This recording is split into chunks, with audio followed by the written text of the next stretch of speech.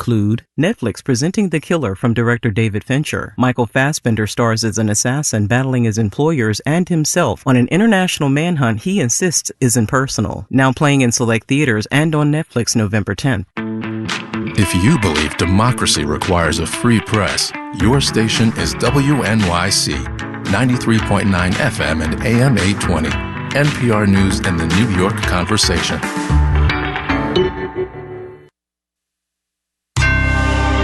Marketplace is supported by Schwab.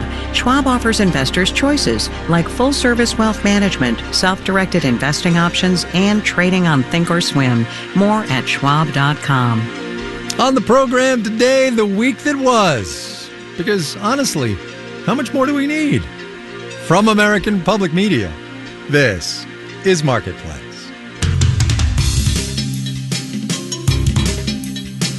Marketplace is supported by Amazon Business, helping provide a smarter, easier way to get the supplies businesses need to thrive. Amazon Business, your partner for smart business buying.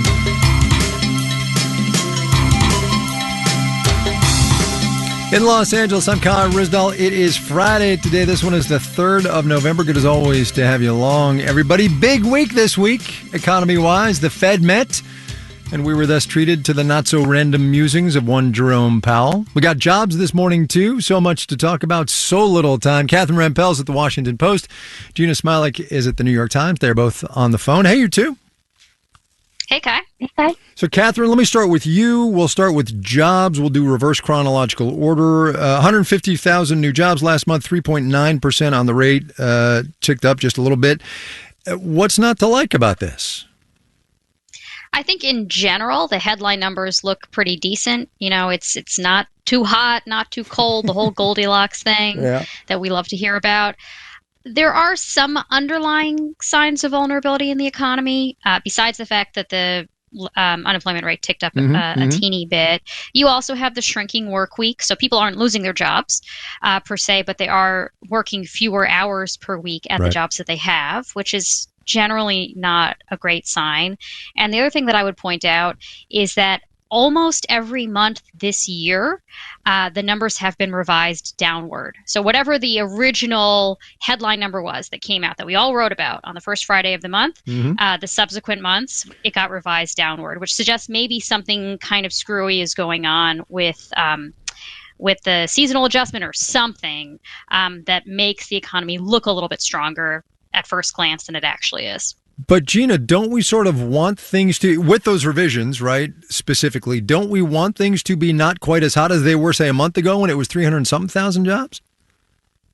Yeah, I think that the takeaway from sort of the Federal Reserve perspective is that this is kind of what they've been waiting for. You know, the numbers across the board, as Catherine mentioned, we saw a tick down in the work week. We saw a tick down in wage growth on a month-over-month basis. Those are the kinds of things the Fed has long been waiting to see. And I think we saw markets react sort of in line with that. We saw them being pretty happy with these numbers. And so I think the takeaway here from sort of a monetary policy interest rates perspective is maybe this means there's a little less work to do there. What do you think, though, Catherine, about consumers in this economy? Because prices are still elevated, right? Inflation is down close to where the Fed wants it to be over the past 90 days. Prices still elevated. Consumers are a concern. Yes. Yes? Well, it does look like they've run down a lot of their pandemic savings at this point, which is good and bad. It's good in the sense that it probably means they're going to exert less upward pressure on prices. On the downside, you know, like if there were, heaven forbid, a near-term less of a nest egg to turn to as like a backup if people lose their jobs. Again, consumers doing pretty well all the same, but still some signs of weakness or vulnerability. If you look at credit card default rates or auto loan default rates, those have been ticking up. So in there, but there are some signs of stress.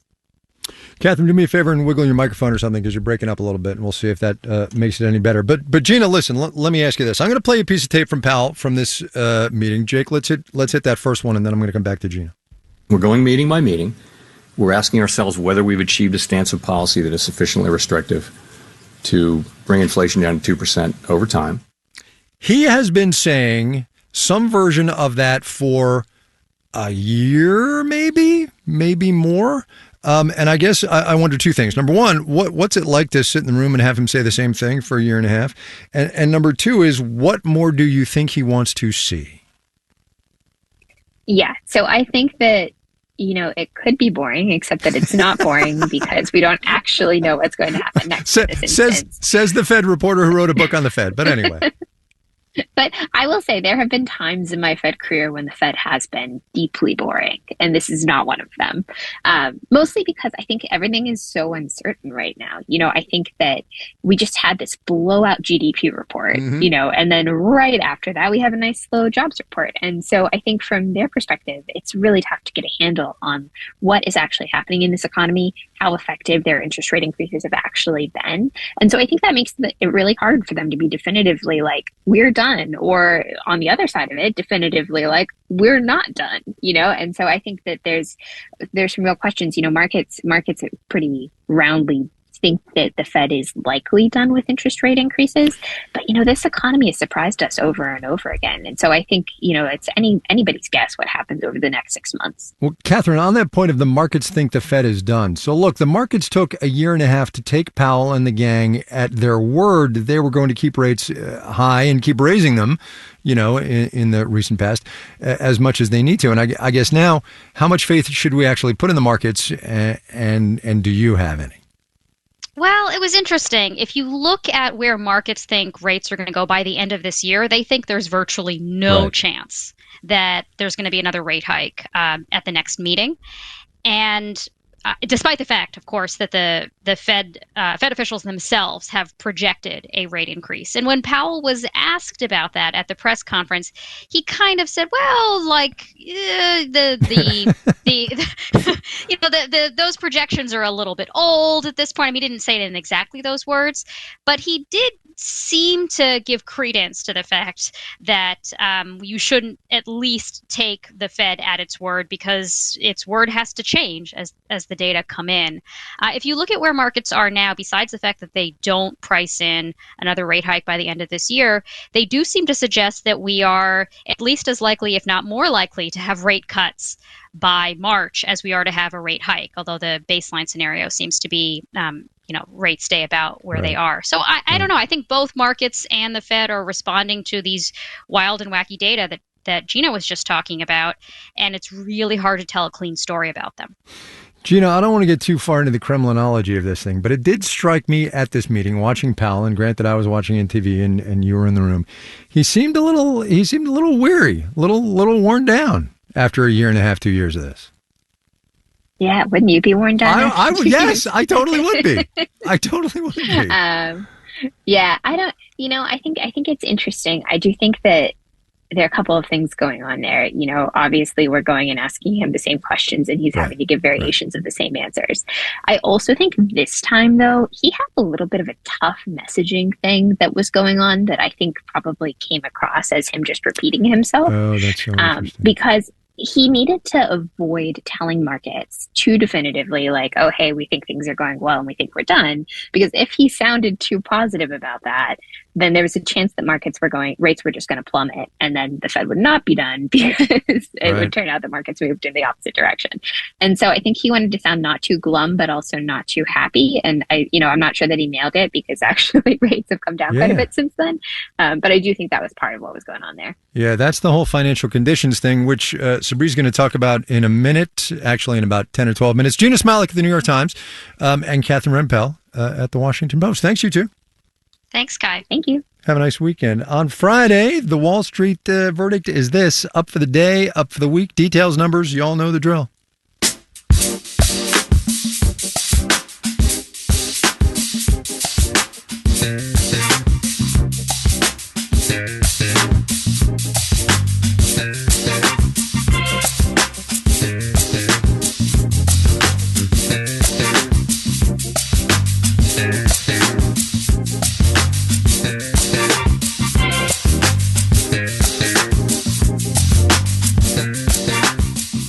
All right, a little bit more now on jobs, and for it, we go to the data, specifically the bit about wages. Average hourly earnings last month, which is the broadest measure of worker paychecks, was up 4.1% in October from a year earlier.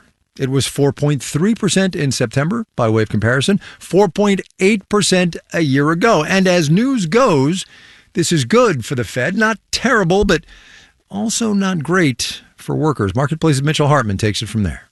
You know what I used to see all the time, like a year ago, on signs outside fast food places, on billboards for big box stores? Signing bonus, offering several $100s at least, plus a starting salary well above minimum wage. I'm not seeing that so much anymore. Wage growth has fallen sharply. Dean Baker is co-founder of the Center for Economic and Policy Research. We saw the annualized rate over the last 3 months is 3.2%. It's a little higher if you take over the last year, but it's clearly come down a lot. Back in 2021, as employers scrambled to hire up, wage gains peaked around 6% a year for workers overall, 14% for service workers like bartenders and waiters. Now, says Baker, the current rate of wage growth is less than what we had in 2018, 2019, when inflation was below the Fed's target. So I would think the Fed has to feel pretty good about this, that they've gotten wage growth down. You know, to my view, it's time for them to say mission accomplished. Wait for it. Nah, don't. You might be waiting a while. Meanwhile, employers are noting a downward trend in wage expectations, even among the highest paid workers, says Jer Doyle at staffing firm Manpower Group. The demands from candidates are a little bit more moderate. I spent a lot of time on the technology side of the business, and we've even seen that there. They're still extremely high, but definitely starting to come down. One group for whom the good times are no longer rolling is low-paid service workers. Their wages were rising by double digits in 2021 and 22, says Dean Baker. Doesn't mean they were doing great, but they were doing better. But that trend seems to have come to an end. Now, wage growth for leisure and hospitality workers, for instance, is pretty close to that of workers overall, with pay up in October to an average of $19 an hour. I'm Mitchell Hartman for Marketplace. Should you miss something on the actual air, we've got a podcast. We won't judge you. Life gets in the way. We get it. Check it out, marketplace.org or the platform of your choice.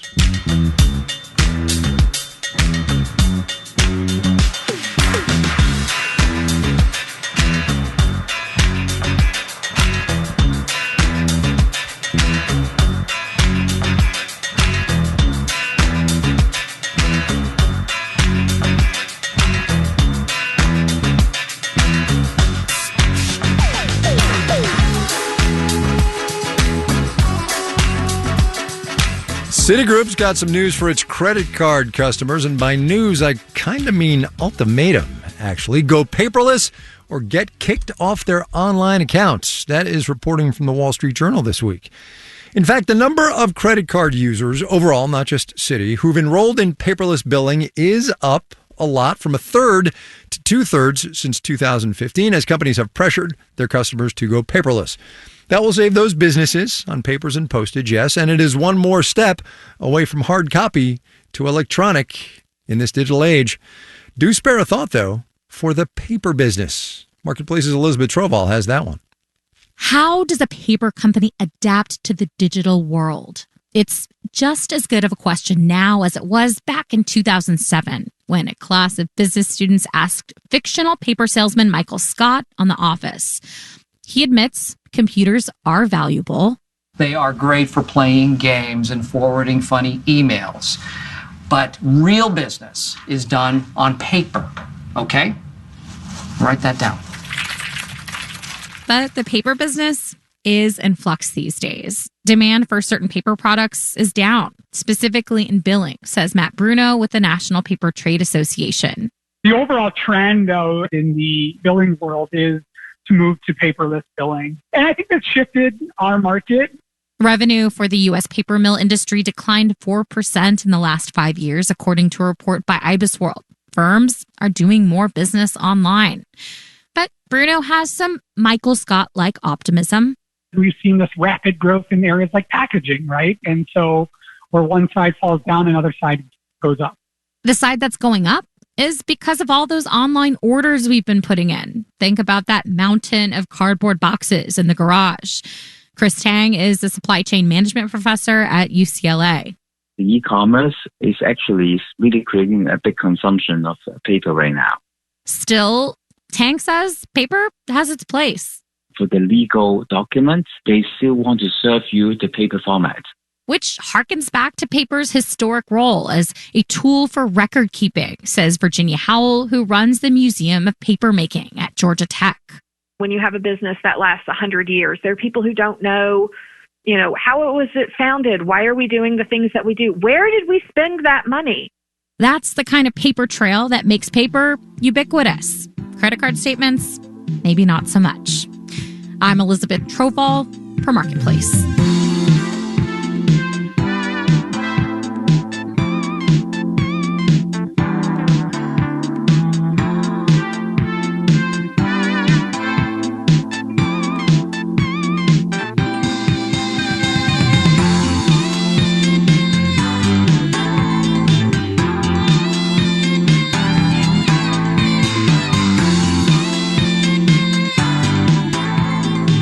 Coming up, we have a whole team monitoring every ride.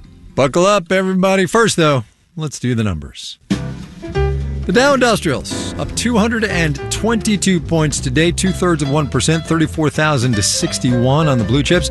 The Nasdaq increased 184 points, about 1.4%, 13,478. The S&P 500 added 40 points, 0.9%, 43 and 58 there. For the week that was, the Dow jumped 5%. The Nasdaq surged 6 0.6%. S&P 500 ascended 5.8%. There is apparently a national day for everything, and today is National Sandwich Day. So how about some restaurants that sell sandwiches and their stocks? How about that? Restaurant Brands International, which operates Firehouse Subs, lost 1 0.9% today. Potbelly, the company behind Potbelly Sandwich Shop, jumped 7 1/4%. And if you're wondering why shops like Arby's, Panera, and Subway are missing from our list here, they are all owned by privately held companies. According, by the way, to a 2015 report from the U.S. Department of Agriculture, the most recent we could find, 47% of U.S. adults eat a sandwich on any given day. Sandwiches made with cold cuts are most common. Just 1/4 of all sandwiches consumed is cold cuts. Burgers came in at second place at 17%. Point of personal privilege here. Hamburgers are not sandwiches. I will die on this hill. In third, sandwiches made with chicken, turkey, or other poultry at 12%. Let's move on. Bonds up, yield on the 10-year T-note fell to 4.57%. You're listening to Marketplace. Marketplace is supported by VinoVest, a wine and whiskey investing platform designed to help people grow their wealth beyond the stock market. VinoVest.co, dedicated to helping investors see real results with real assets. And by Live Oak Bank, committed to helping business owners optimize their savings with a high-yield online business savings account and FDIC insurance. Rate information is at liveoakbank.com/radio. And by the Peter G. Peterson Foundation, a nonpartisan organization dedicated to raising awareness and accelerating action on America's fiscal challenges to build a brighter economic future for the next generation. Learn more at pgpf.org.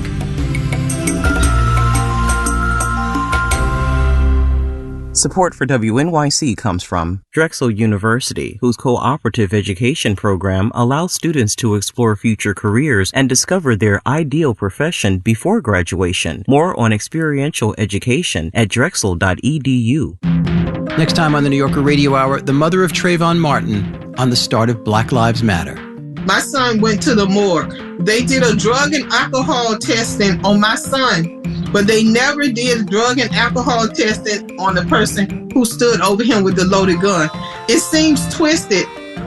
10 years of Black Lives Matter, next time on the New Yorker Radio Hour. Listen tomorrow morning at 10 on 93.9 FM or get the podcast.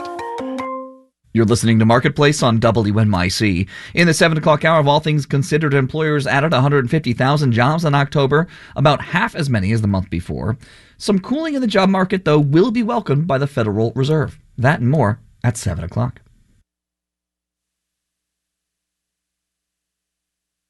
This is Marketplace. I'm Kai Ryssdal. We will be the first to admit that there's a lot that happens in this economy that people who are in and about it every day in the analytical sense, right, not just as participants in the economy, but in the analytical sense, we just kind of assume that people understand, and that obviously includes us. Rarely, we hope, but sometimes. Anyway, I talked about something known as financial conditions yesterday and whether the Federal Reserve might be able to count on those conditions to do some of its work for them. And then I was thinking this morning that we need a better explainer on it. Enter now Marketplace's Sabri Benishore. Asking about financial conditions is really just asking how much breathing room there is in the economy. Like if you don't have the cash you need right this second, how easy or hard is it to go borrow some? Carl Tannenbaum is chief economist at Northern Trust. Many businesses obviously borrow from banks. Some go straight to the financial markets. Same thing for consumers. We use our credit cards. We get home mortgages. If you can control that, the ability to go out and borrow, you control the economy. You can help it grow, you can slow it down, you can control inflation. But the Fed does not actually totally control financial conditions. It tries, it would probably love to, but it doesn't. Reality gets in the way. At the moment, for example, bank lending standards have been relatively tight for most of this year in the wake of the banking crisis that we had last spring. And so it is quite a bit harder for firms and individuals to get bank credit than it was 12 months ago. Fed didn't do that. And there's gas prices. They rise or fall, affecting people's budgets and willingness to borrow. Fed's got nothing to do with that either. Stock prices can rise or fall, making it easier or harder for some businesses to raise money. No Fed there. And long-term bond yields. These are what affect mortgages and car loans. They can rise or fall, and they are set by the bond market. And then all of a sudden you are getting more restrictive, effective monetary policy in the system, even though the Fed hasn't necessarily acted. Simon Harvey is head of FX analysis at Monex Europe and Monex Canada. One of the few things the Fed can control directly is short-term interest rates. But it can try to influence the markets that control long-term interest rates. It'll literally tell them that it will keep doing whatever it is doing now. That would affect pricing of long-term bonds. But sometimes markets don't listen because they don't buy it. And this is the kind of the game that we have to play in financial markets, right? If that sounds messy, that is because it is. And that's why Harvey says predicting where interest rates will end up when is as much an art as it is a science. In New York, I'm Sabri Benishore for Marketplace.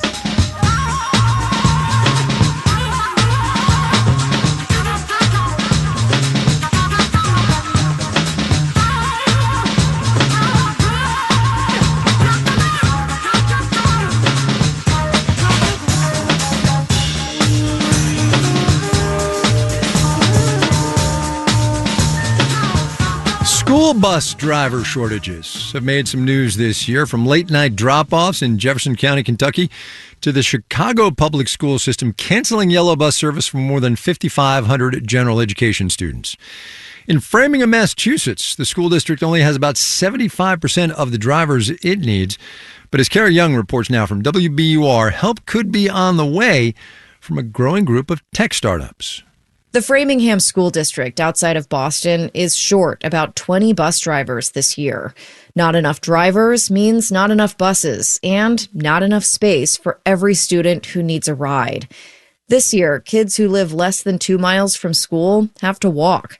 School leaders know this situation is not ideal, especially for young students. I have a first grader and I can't imagine her walking, 1.8 miles to school. So I get it. Lincoln Lynch IV is with Framingham Public Schools. He says the lack of bus service is more than just inconvenient. It can also lead to increased student absences, especially on early release days or when there's bad weather. It's really the toughest part, knowing that, there are students that haven't come to school because we cannot transport them. That's why Lynch and his team are trying to offer families some other solutions. In October, the school district signed a deal with a tech company that runs a carpool coordination platform called Carpool to School. The district pays the fees, so the program is free for families. Parents can organize carpooling, their kids walking, taking public transit, biking together, utilizing our web and mobile apps. Kimberly Moore is the co-founder and CEO of Go Together, which runs the platform. She launched it in 2017, and now the company works with schools in 26 states. Go Together really is a national response to this national school bus driver shortage. Framingham is just one of many who are looking for options that can help families. Over the last decade, more companies have been offering alternative school transportation solutions, including a rideshare-like app called Hop Skip Drive. Co-founder Joanna McFarland says she thought of the idea because she was a working parent who struggled to get her son to his after-school activities. This is designed for kids by parents. And now, because of the school bus driver shortage, the company works a lot more with school districts to transport kids to and from class. In some ways, Hop Skip Drive is similar to Uber or Lyft. Drivers can do this job in their free time, use their own cars, and choose rides that fit their schedule. But this rideshare app is a lot more kid-focused. It only hires drivers with caregiving experience, like healthcare workers and retired teachers. They go through rigorous background checks. In addition to, fingerprint-based background checks and driving record checks, we have a whole team monitoring every ride live in real time. The company can see how fast drivers are going, or if they're driving aggressively. The school system foots the bill for the rides, so it's free to parents. Officials with the National Association for Pupil Transportation believe companies like this are going to be here for the long haul, especially since the shortage of bus drivers seems to be here to stay. Molly McGee Hewitt, the group's executive director, says it helps that transportation and rideshare apps are mainstream these days. We have gotten really used to using Ubers and Lyfts, and in a way, this is sort of meeting a need in the industry. McGee Hewitt doesn't have concerns about any of these platforms right now, but says it is important to have uniform regulations for any rideshare service that transports students. She wants this option to be just as safe as the iconic yellow school bus. In Framingham, Massachusetts, I'm Carrie Young for Marketplace.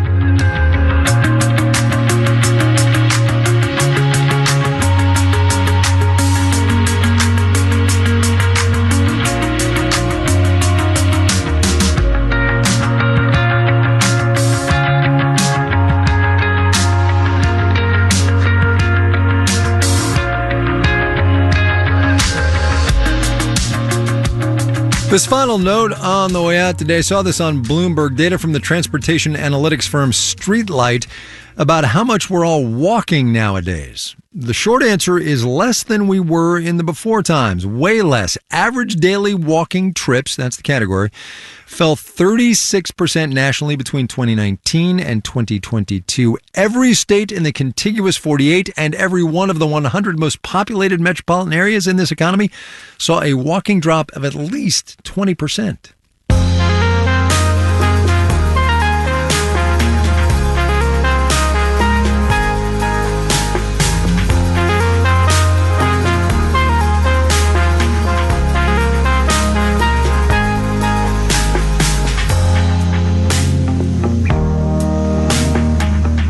Marketplace is supported by Sendoso, the corporate gifting platform that helps you send personalized gifts, experiences, and swag to customers, prospects, and employees. Learn more at sendoso.com/marketplace. And by Million Bazillion, a podcast about money for kids and their families. We help dollars make more sense. All right, we're going to go, but first we're going to give you your moment of economic context. It's another transportation item, also pandemic related. The shipping behemoth Maersk said in its third quarter earnings announcement today that revenues had been cut almost in half and that by year's end, about 10,000 people will have been laid off. It's a demand thing as we're all buying less stuff, more services once we got through that pandemic surge. Our theme music was composed by BJ Liederman. Marketplace's executive producer is Nancy Fargali. Donna Tam is the executive editor. Neil Scarborough is vice president and general manager here at Marketplace World Headquarters. I'm Kai Ryssdal. Have a great weekend, everybody. We will see y'all on Monday, all right?